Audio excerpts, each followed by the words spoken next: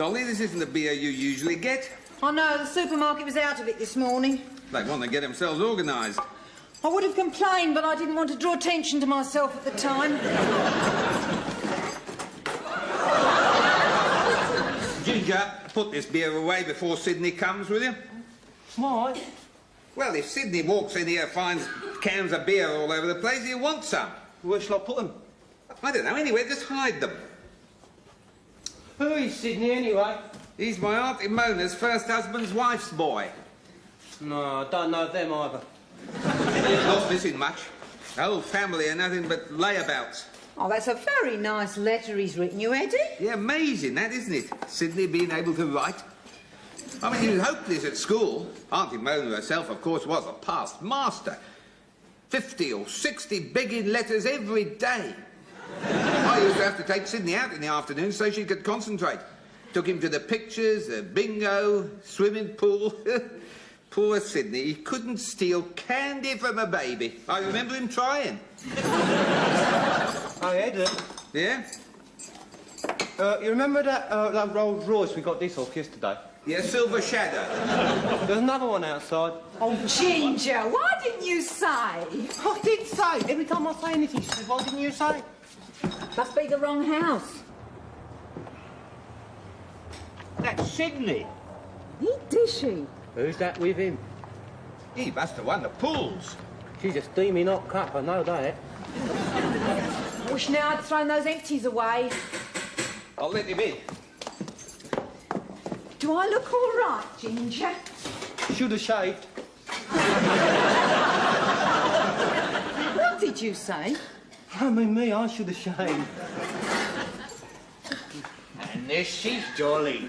Whoa, whoa, whoa. Oh, you must be Sydney. Do come in. My child didn't turn up this morning, so you must excuse the muddle. It's all right. Lovely to see you all.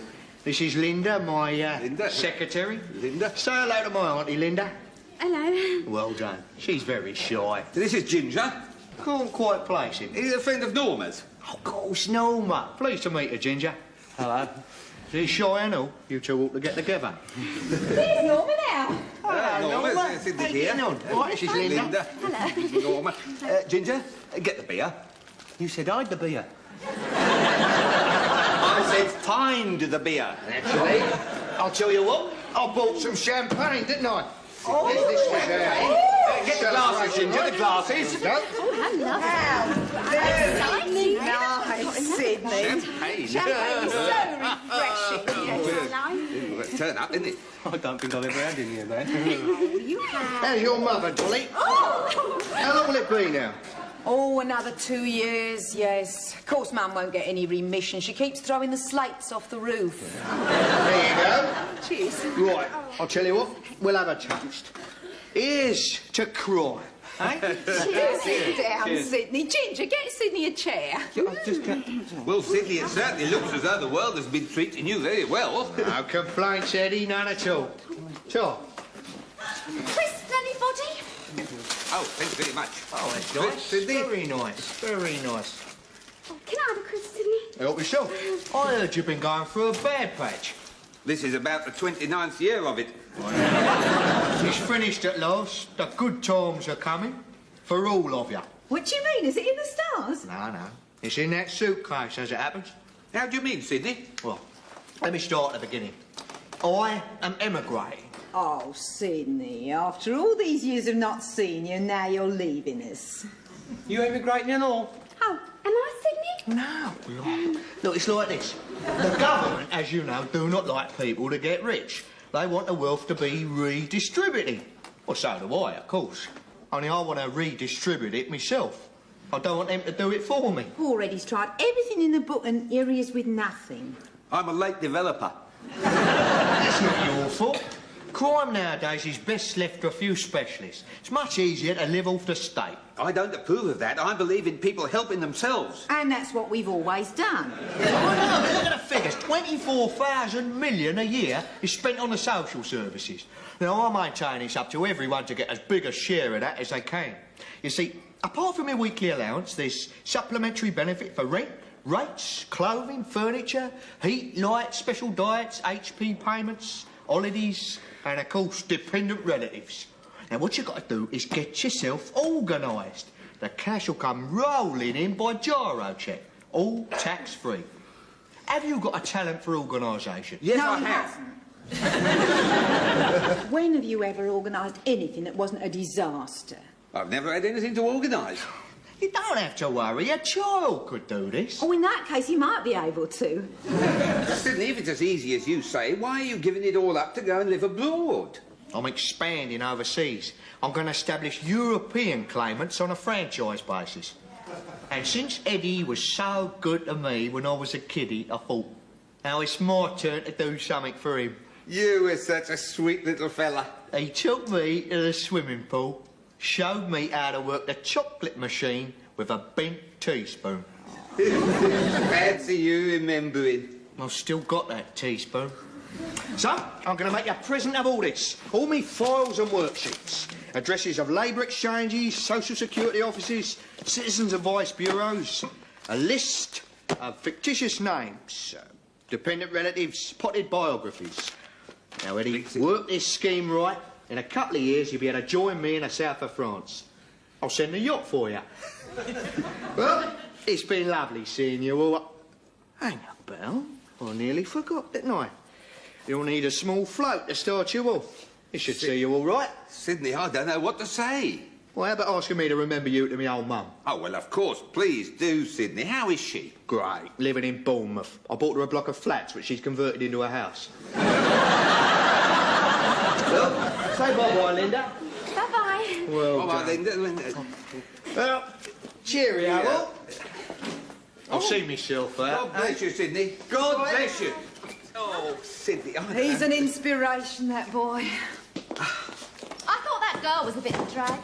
Ah, she's just quiet, that's all. You were pretty quiet yourself. What? What were you thinking? Me? Yes, you. You say, me, and you give yourself right away. Wave, everybody, wave! I always knew that boy would come good. And what's more, he truly appreciated all I done for him.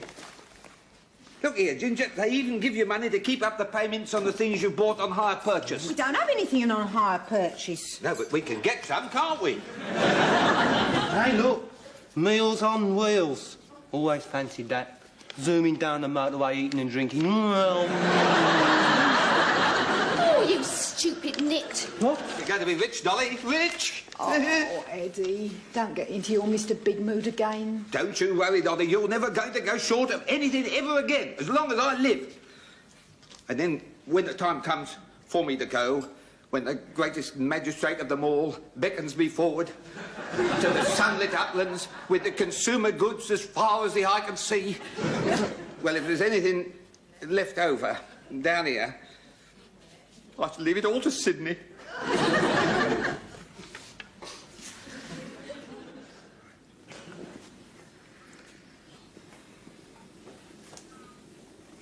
We're getting off to a very late start.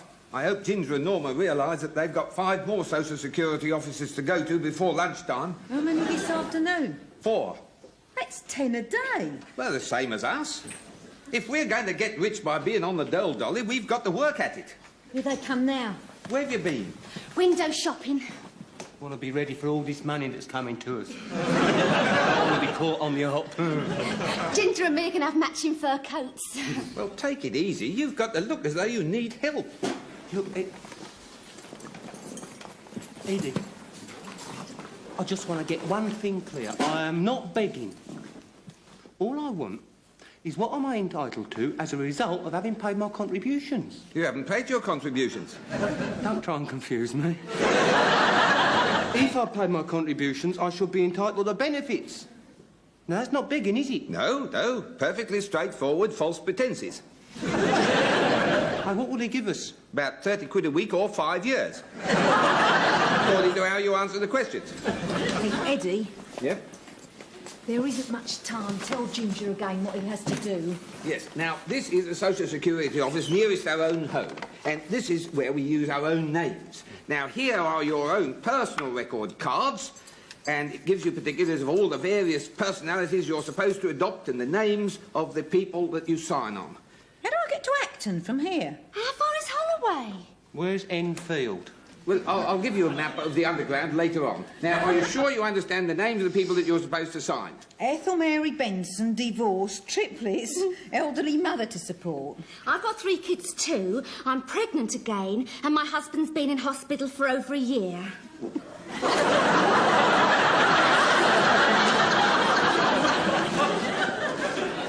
Eddie, I'm not going to go through with this.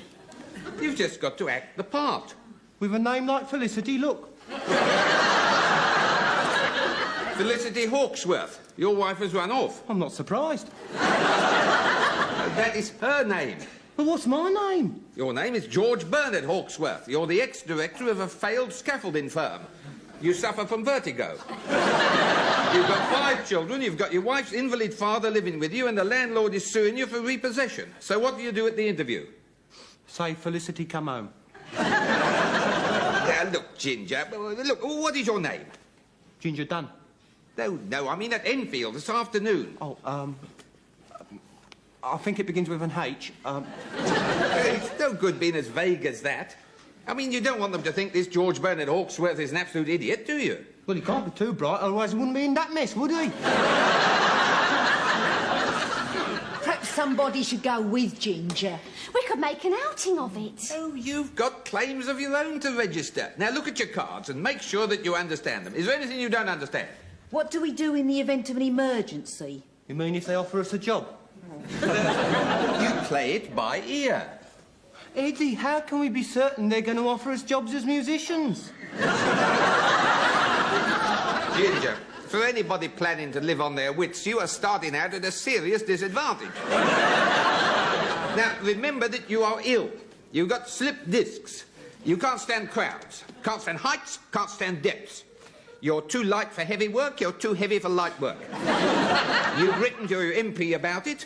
He is handling the case. That always frightens them. You're appearing on Nationwide, and you're a personal friend of Esther Ranson. Meet me back, GHQ, 1 o'clock. Where's GHQ? It's where we live. Home. Right. Now, you haven't heard a word that I've been saying, have you? What can you do me so? We know Sabi talk English. My granny foot broke. They say me for can't get money. You get money? I can't they push me from here to here, from here to here, but you don't get money. You get money? Me want go for girlfriend money for my granny broke foot. What money when I get? Oh, you're fine. Let us talk about the business. Me want some money right now. What do you mean? No. Norma's late. She's due in Islington in 20 minutes. And you ought to be getting ready to go to Harlesden. Oh, please, Ed, let me rest for a bit. I'm worn out. 9 o'clock, I was a widow with 3 kids in Notting Hill Gate. 10 o'clock, I was an unmarried mother having a nervous breakdown in Shepherd's Bush. 11 o'clock, I was homeless in Holland Park with a husband in Wormwood Scrubs. And 12 o'clock, I was the unemployed wife of a drug addict with 4 kids from a previous marriage, 2 of them on a special diet. Is it any wonder I'm worn out? Well, that's just a morning's work. You start the afternoon as a battered wife. Ed, I'm not putting on all them bandages again.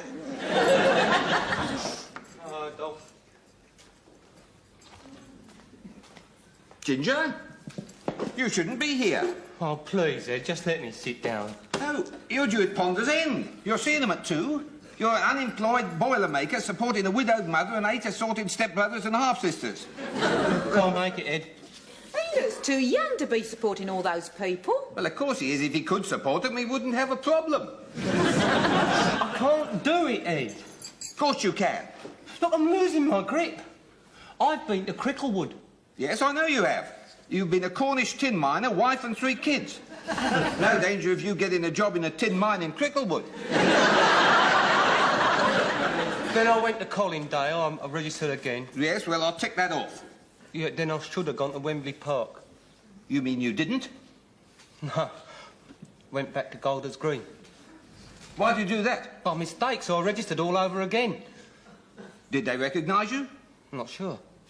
Did you recognise them? Dunno. See, I was supposed to be an unemployed deck chair attendant at Golders Green. And I told them my name was Cricklewood, which is where I'd just come from. Well, see. Well, there I was supposed to be a ski instructor. But I lost my head and I told them I was a steeplechase jockey. What I should have been at Hendon. Anyway, when I went back to Golders Green... No, I mean Hendon. No, Cricklewood. When I went back to Cricklewood, I lost my head and I told them I was a wine waiter in a tin mine.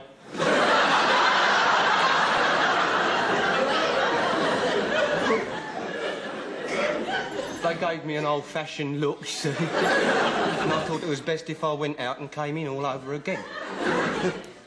Then one of the clerks recognised me, said I'd been in 3 times. I can't take any more, Ed. I can't take it. I can't take any more, Eddie. I can't take any more. Pull yourself together, Ginger. I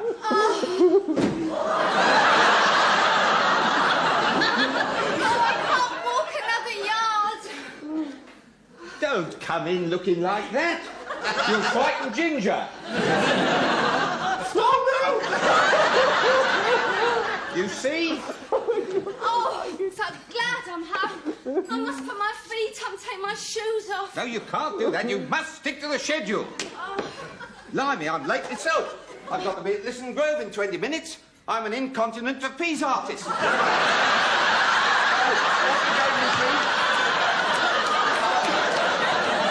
two, Dolly. Off you go. Now get cracking. Oh, come on, Ginger. If he wants to kill himself, he can. That's right, dear. You stay for lunch. I've ordered it from Meals on Wheels. Thank God for that. Well, what do you make of it, Miss Twine? It suggests, Mr. Sharp, that there are a vast number of claims for every known form of social benefit, and some hitherto unknown, all over the North London area. But we knew that already, Miss Twining. Yes, but the difference with these claims, Mr. Sharp, is that they all request that the cheques be sent to the same address. According to the computer, there are upwards of 100 persons living at this address. 6 battered wives, 2 alcoholics, prisoners' wives, unmarried mothers, elderly invalids, incontinent trapeze artists. Believe me, Mr. Sharp, there's something very fishy about all this. Yes, but we must proceed with caution. There could be political overtones. Do you think the computer's been got at, Mr. Sharp? One can't be sure of that, Miss Twining, but what one can be sure of, it doesn't do to accuse people of being feckless layabouts and cheating on social security. But, Mr. Sharp, we know very well that's exactly what they're doing. I know that, and you know that, but it doesn't do to say so. Wakey, wakey, Shirley. Breakfast ready. I'm all in, Eddie. I couldn't sleep. I was too tired. You'll be all right. Have some instant porridge. I don't like it. Then you shouldn't have stolen it. I stole it for you. Well, you know I don't like it. No, I don't. You ate it last time. I know I ate it, but it didn't mean I liked it. You're always so ungrateful.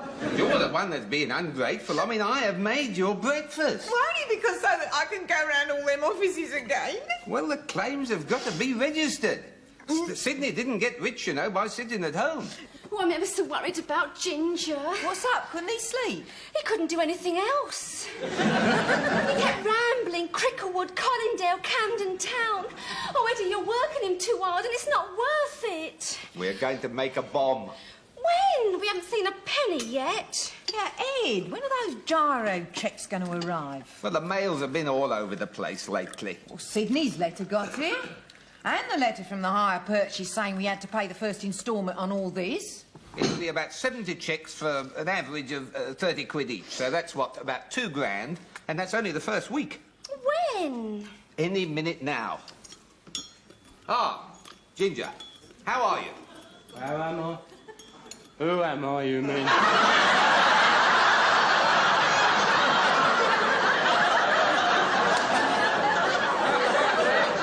What's up? I'm losing my grip, Ed. Have some instant porridge. No, thanks, I don't fancy it. What do you want, strawberries?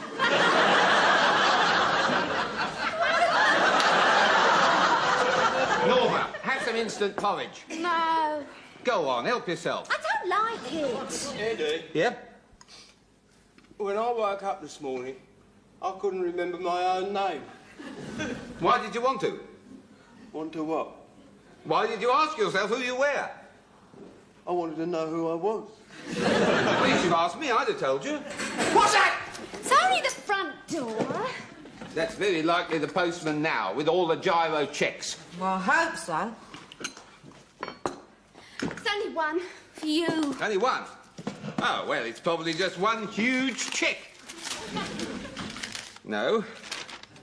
From Mr. Sharp, 4375/2 RGS. Dear Mr. Roxburgh, he wants to see me. Bit of a problem holding up payment. He wants me to help him sort it out. Well, there you are. Yours sincerely, etc. Well, I shall pop along there. I shall help him to sort it out. He'll hand over this huge cheque. I shall pop along to the bank just in time, 3:30, get the money, and we shall all be laughing. I'm even enjoying this, and I don't even like it. We want to help you, of course, Mr. Roxburgh, but we have to make sure that all our records are in order. Now, you haven't been here before. No. And you have 7 children. Yes. And apart from your wife, Dorothy Mountbatten Roxburgh, you have your father living with you. He's 98. A great age. Normally, he would have received assistance already, but he has had nothing. Well, Pete Murray did play him a record once. But unfortunately dropped off in the middle of it. I think it wasn't played loud enough. Now he's really got nothing to look forward to until he gets the Queen's telegram in 2 years' time. Well, that's 10 people accounted for. And then there's your wife's sister. Yeah, Norma. She is hoping to be an interpreter. Ah, she speaks a foreign language. No, that's what's holding her back. You see, I thought if you could supply us with a set of language records and a gramophone... I see. Then there's her common-law husband... Ginger. Bernard James. Done. Yes. I don't like to say he's a slob. I think slobby is an ugly word. On the other hand, if I don't use the word slob, it's difficult to describe him. Well, that's 12 persons accounted for, which leaves us with 72 persons still unaccounted for. 72? Yes. Yes. We were hoping you might move us into a big hotel. We only do that in cases of dire emergency. Well, this is quite dire. I mean, it could be described as very dire. I don't know how dire it's about. I think the best thing for me to do would be to visit the premises. Would 3 o'clock tomorrow be all right? No. Good. I can't come any later. I have an appointment here at... 5. 5. Good day, Mr. Roxburgh. Yes. Now, how many times have you registered as a wife with 3 kids? 4 times, I think. And you, Norma? Well, it was either 3 times with 4 kids or 4 times with 3 kids. Well, it's all the same number of kids, however you look at it. Well, these records are all over the place. I mean, it's hopeless. Look, Eddie, Yeah? when that Mr. Sharp comes here, he will want to see 72 people. Somehow or other, we have got to find them. Well, do we know 72 people? Well, the 72 people needn't be friends. They could be complete strangers. I don't think I even know 72 complete strangers. We've got to find a way of getting a crowd here now, then. Yeah! I've got it. We'll have a demonstration. I'm not lying about in the road. No, washing powder. We'll stop people in the street and get them in here. Tell them they'll be on the telly. Anyway, people are always interested to hear about a brand new product with newly discovered ingredients. What sort of ingredients? Same old rubbish. Oh, Doris. Doris, I've never felt like this before. Neither have I. Oh, Jim, it's... Yes, I'm afraid so. It's 2 o'clock, Miss Twining. You're leaving, Mr. Sharp? Yes, Miss Twining, I have to be there at 3. Goodbye, Mr. Sharp. Goodbye, Miss Twining.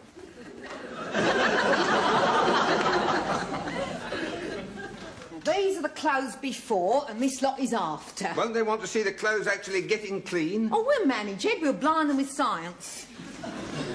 Eddie, they're getting fed up with waiting. Well, Mr. Sharp's due at 3 o'clock. It's 5:02. Now, have we got the 72 people? There's only 71, but he won't count them, surely. Well, you can't be too sure. Look, ask Ginger to get me 1 more to make up 72. Right. Right. Now, look, It's 5 to. I'll let them in about a minute's time, 4 minutes to 3, you see. Mr. Sharp arrives. Now, you start your spiel, you see. When he comes in, I'll show him into the room. I'll take him out. You stop talking. And I'll just show him the people, all the people milling around here, and then I'll explain to him who all these dependents are, people on all these cards. Then I'll take him round to the pub, have a nice drink, friendly chat. He will hand over this huge cheque. I will just have time to nip along to the bank, cash it, and back here. All right? Right. So, I'll let them all in now. Right, open the doors. Ladies and gentlemen, new Magic White now contains its own built-in fabric softener. Excuse me. I would like to invite you to a washing powder demonstration. I'm very sorry, I haven't got Be on telly. All your friends would see it wouldn't take long. Where's this taking place? This the address. It's just round the corner. I see. Yes, this is very interesting indeed. I will certainly come along. We didn't ask to come here. You asked us. Be on the telly, you said. All right, where is the telly? I mean, there's no sign of a telly. I mean, where's the demonstration? Where are all the free gifts the geezer promised us? Where are those complimentary packets of free detergent? You see, this is a big international company, and we are having teething trouble. Yeah, so is that baby there. That's why his mother wants to get all the free gifts and get out of here. Well, just take it easy. Be patient. Yeah, this nasty bit of work here asks us to be patient. I'll tell you what I say, let's go. There's nothing to that here. It's all a fraud. There's always one troublemaker. She reminds me of a more fragile version of your mother. Hey, Dean. Yeah? I've got that other geezer for number 72. Oh, really?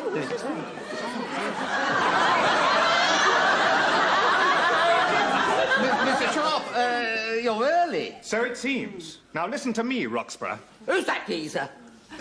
He's the television producer. Be very careful what you say, because he's the one that is going to put you on the box. These cards are very interesting. Cricklewood, 10 a.m., Ponders End, 11 a.m. What does that mean, Roxburgh?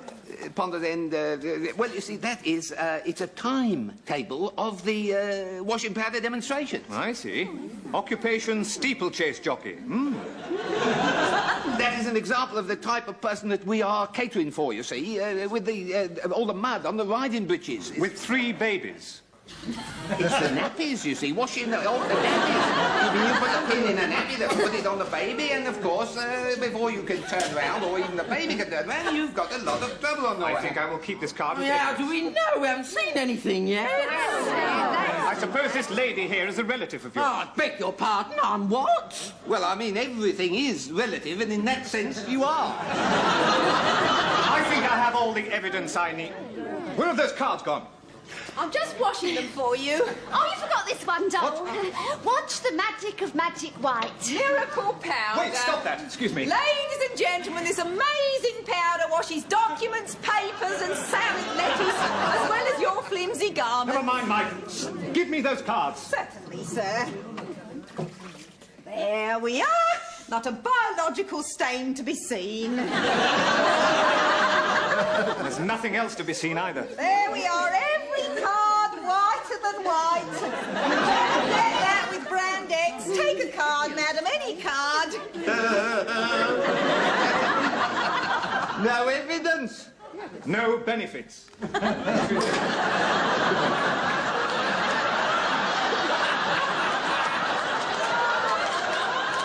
Dear Sydney, there has been a slight hitch.